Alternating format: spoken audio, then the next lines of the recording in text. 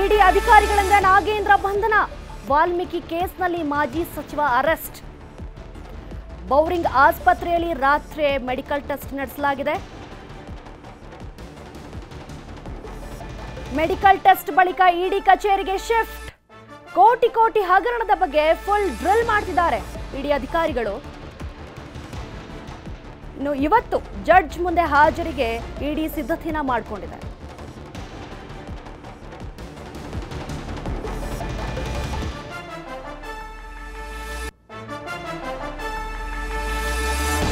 ಇಡಿ ಅಧಿಕಾರಿಗಳಿಂದ ನಾಗೇಂದ್ರ ಬಂಧನವಾಗಿದೆ. ವಾಲ್ಮೀಕಿ ಕೇಸ್ನಲ್ಲಿ ಮಾಜಿ ಸಚಿವ ನಾಗೇಂದ್ರ ಅವರನ್ನ ಅರೆಸ್ಟ್ ಮಾಡಲಾಗಿದೆ.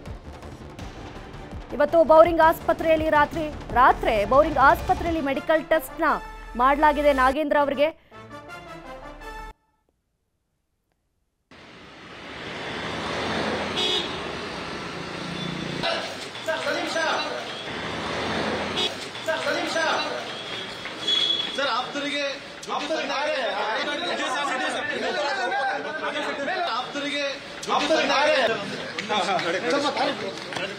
ನಾಗೇಂದ್ರ ಬಂಧನಕ್ಕೆ ಪ್ರಮುಖ ಕಾರಣ ಏನು?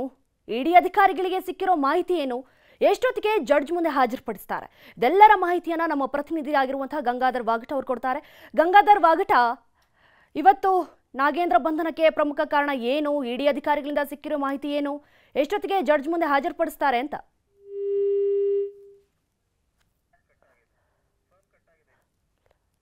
ಸಂಪರ್ಕ ಸಿಗ್ತಾ ಇಲ್ಲ. ಇಡಿ ಅಧಿಕಾರಿಗಳಿಂದ ಬಂಧನವಾಗಿದೆ ನಾಗೇಂದ್ರ ಅವ್ರದ್ದು. ನಿನ್ನೆ ರಾತ್ರಿ ಮೆಡಿಕಲ್ ಟೆಸ್ಟ್ ಮಾಡಲಾಗಿದೆ. ಅದಾದ ನಂತರ ಇಡಿ ಕಚೇರಿಗೆ ಶಿಫ್ಟ್ ಮಾಡ್ಕೊಂಡಿದ್ದಾರೆ ನಾಗೇಂದ್ರ ಅವರನ್ನ ಅಧಿಕಾರಿಗಳು. ಇನ್ನು ಇವತ್ತು ಜಡ್ಜ್ ಮುಂದೆ ಹಾಜರುಪಡಿಸುವಂತ ಕೆಲಸವನ್ನ ಮಾಡ್ತಾರೆ ಇಡಿ ಅಧಿಕಾರಿಗಳು. ಮೆಡಿಕಲ್ ಟೆಸ್ಟ್ ಬಳಿಕ ಇಡಿ ಕಚೇರಿಗೆ ಶಿಫ್ಟ್ ಮಾಡಲಾಯಿತು. ಇವತ್ತು ಜಡ್ಜ್ ಮುಂದೆ ಹಾಜರಿಗೆ ಸಿದ್ಧತೆಯನ್ನ ಮಾಡಿಕೊಂಡಿದೆ ಇಡಿ ಅಧಿಕಾರಿಗಳು ತಂಡ. ಇಡಿ ಅಧಿಕಾರಿಗಳ ತಂಡ ಏನಿದೆ ಇವತ್ತು ಜಡ್ಜ್ ಮುಂದೆ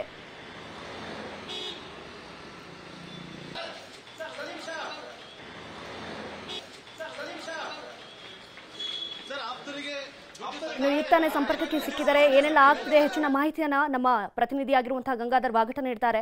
ಗಂಗಾಧರ್, ಕೇಳಿಸ್ತಾ ಇದೆಯಾ ನನ್ನ ಮಾತು?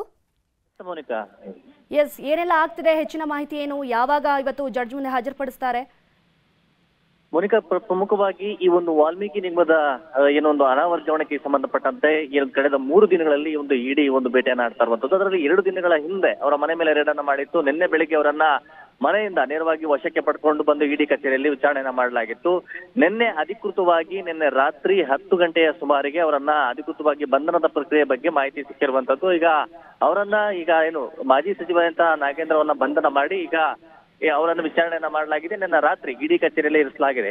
ನಂತರ ನಿನ್ನೆ ರಾತ್ರಿ ಅವರನ್ನ ಬೌರಿಂಗ್ ಆಸ್ಪತ್ರೆಯಲ್ಲಿ ಮೆಡಿಕಲ್ ಟೆಸ್ಟ್ ಅನ್ನ ಮಾಡಲಾಗಿರುವಂತದ್ದು. ಇವತ್ತು ಬೆಳಿಗ್ಗೆ ಸುಮಾರು 8 ಗಂಟೆಯ ಒಳಗಾಗಿ ನ್ಯಾಯಾಧೀಶರ ಮನೆಯಲ್ಲೇ ಹಾಜರುಪಡಿಸುವ ನಿಟ್ಟಿನಲ್ಲಿ ಈಗ ಸಿದ್ಧತೆಗಳನ್ನ ಇಡಿ ಅಧಿಕಾರಿಗಳು ಮಾಡಿಕೊಂಡಿದ್ದಾರೆ.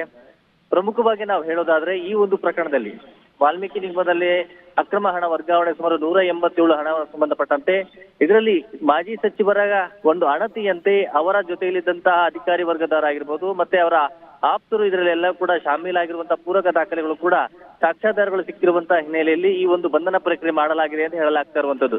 ಯಾಕಂದ್ರೆ 94 ಕೋಟಿಗೂ ಹೆಚ್ಚು ಹಣವನ್ನ ಇವರು ತಮ್ಮ ಖಾತೆಗಳಿಗೆ ಫೇಕ್ ಅಕೌಂಟ್ ಅನ್ನ ಕ್ರಿಯೇಟ್ ಮಾಡಿ ಅದರಲ್ಲಿ ತಮ್ಮ ಆಪ್ತರ ಮೂಲಕ ತಮ್ಮ ಅಧಿಕಾರಿಗಳ ವರ್ಗದ ಮೂಲಕವಾಗಿ ಇಷ್ಟೊಂದು ದೊಡ್ಡ ಪ್ರಮಾಣದಲ್ಲಿ ಇವರು ಹಣ ವರ್ಗಾವಣೆಯನ್ನ ಮಾಡ್ಕೊಂಡಿರುವಂತದ್ದು. ತಮ್ಮ ವೈಯಕ್ತಿಕವಾಗಿ ಹಣವನ್ನ ಬಳಕೆ ಮಾಡ್ಕೊಂಡಿರುವಂತದ್ದು ಈ ಒಂದು ತನಿಖೆ ವೇಳೆ ಗೊತ್ತಾಗಿರುವಂತದ್ದು. ಮತ್ತೆ ಇವರು ಪ್ರಮುಖವಾಗಿ ಹೈದರಾಬಾದ್ ನಲ್ಲಿ ಇರುವಂತಹ ಒಂದು ಬ್ಯಾಂಕ್ಗೆ ಸುಮಾರು 18 ಖಾತೆಗಳನ್ನ ಫೇಕ್ ಅಕೌಂಟ್ ಅನ್ನ ಕ್ರಿಯೇಟ್ ಮಾಡಿ ಅಲ್ಲಿ ಹಣವನ್ನ ಇವರು ಟ್ರಾನ್ಸಾಕ್ಷನ್ ಮಾಡಿದ್ದಾರೆ.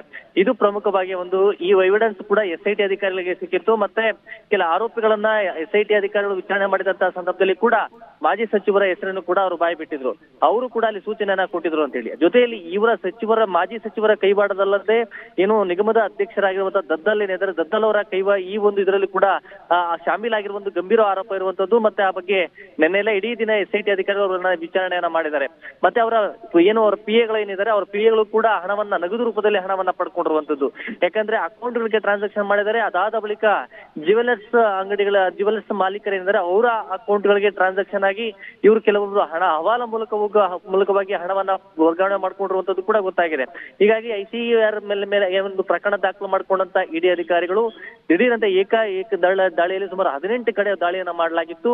ಈ ಸಂದರ್ಭದಲ್ಲಿ ಕೆಲವೊಂದು ಎವಿಡೆನ್ಸ್ ಗಳೇನಿತ್ತು ಅದು ಮಾಜಿ ಸಚಿವ ನಾಗೇಂದ್ರ ಅವರ ಪೂರಕವಾಗಿ ದಾಖಲೆಗಳು ಸಿಕ್ಕಿರುವಂತದ್ದು. ಯಾಕಂದ್ರೆ ಅವರು ಈ ಒಂದು ಇದರಲ್ಲಿ ಶಾಮೀಲಾಗಿರುವಂತ ಬಗ್ಗೆ ಮತ್ತೆ ಅವರ PAಗಳು ಕೊಟ್ಟಂತ ಈ ಒಂದು ಸ್ಟೇಟ್ಮೆಂಟ್ ಅನ್ನ ಆಧರಿಸಿಕೊಂಡು ಈಗ ಅವರನ್ನ ಬಂಧನ ಮಾಡಿರುವಂತದ್ದು ಇಡಿ ಅಧಿಕಾರಿಗಳು. ಈಗ ಮತ್ತೆ ಈ ಒಂದು ಕಾನೂನಿನ ಒಂದು ಕುಣಿಕೆಯಲ್ಲಿ ಸಿಲುಕಿರುವಂತ ಈಗ ನಾಗೇಂದ್ರನಿಗೆ ಇನ್ನಷ್ಟು ಕಂಟಕ ಎದುರಾಗುವಂತ ಸಾಧ್ಯತೆಗಳಿದಾವೆ. ಯಾಕಂದ್ರೆ ಈ ಒಂದು ಇವಾಗೆಲ್ಲರ ಕೆಲವರು ವಿಚಾರಣೆಯನ್ನು ಪಡೆಯುವಂತ ನಿಟ್ಟಿನಲ್ಲಿ ಈ ಒಂದು ನಾಗೇಂದ್ರ ಹೆಸರು ಕೂಡ ಬಾಯಿ ಬಿಟ್ಟಿರುವಂತದ್ದು. ಈಗ ಸದ್ಯ ಅವರನ್ನ ಸುಮಾರು 8 ಗಂಟೆ ಒಳಗಾಗಿ ಅವರನ್ನ ನ್ಯಾಯಾಧೀಶರ ಮುಂದೆ ಹಾಜರುಪಡಿಸಿ ಮತ್ತೆ ಅವರನ್ನ ಕಸ್ಟಡಿಗೆ ಪಡ್ಕೊಳ್ಳುವಂತ ನಿಟ್ಟಿನಲ್ಲಿ ಎಲ್ಲ ಒಂದು ತಯಾರಿಯನ್ನ ಮಾಡ್ಕೊಂಡಿರುವಂತದ್ದು. ಮೌನಿಕಾ, ಓಕೆ, ಧನ್ಯವಾದಗಳು ತಮ್ಮೆಲ್ಲ ಹೆಚ್ಚಿನ ಮಾಹಿತಿಗಾಗಿ ಗಂಗಾಧರ್.